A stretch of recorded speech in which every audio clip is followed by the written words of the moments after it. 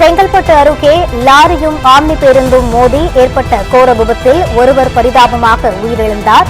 5 பேர் படுகாயமடைந்தனர். இதுகுறித்த கூடுதல் விவரங்களை வழங்குவதற்காக எமது செய்தியாளர் சக்திவேல் இணைந்திருக்கிறார். வணக்கம் சக்திவேல், இந்த விபத்தில் காயமடைந்தவர்களுக்கு என்னென்ன மாதிரியான சிகிச்சைகள் எல்லாம் வழங்கப்பட்டு வருகிறது? கூடுதல் விவரம் என்ன? நிச்சயமாக வணக்கம் ரூபி. செங்கல்பட்டு அருகே தேசிய நெடுஞ்சாலையில் தனியார் ஆம்னி பேருந்தும் லாரியும் மோதிய கோர விபத்தில் ஒருவர் உயிரிழந்துள்ளார். மேலும் இந்த விபத்தில் 5 பேர் படுகாயமும் அடைந்துள்ளனர்.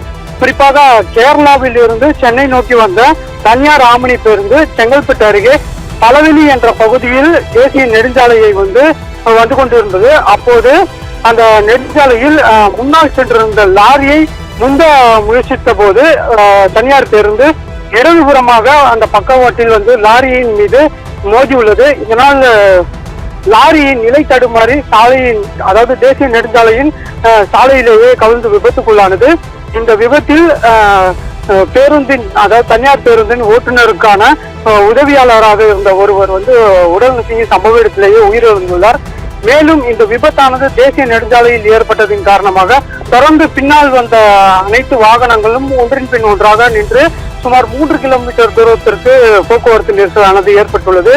இந்த சம்பவம் தொடர்பாக அந்த பகுதியைச் சேர்ந்த செங்கல்பட்டு தாலுகா காவல்துறையினர் சம்பவ இடத்திற்கு விரைந்து அந்த விபத்துக்குள்ளான வாகனங்களையும் அப்புறப்படுத்தியுள்ளனர்.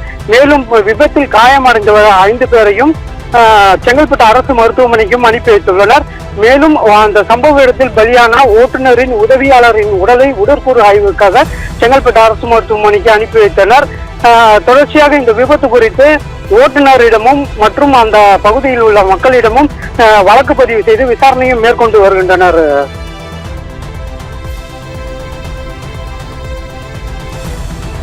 விரிவான விவரங்களை வழங்கியமைக்கு நன்றி சக்திவேல்.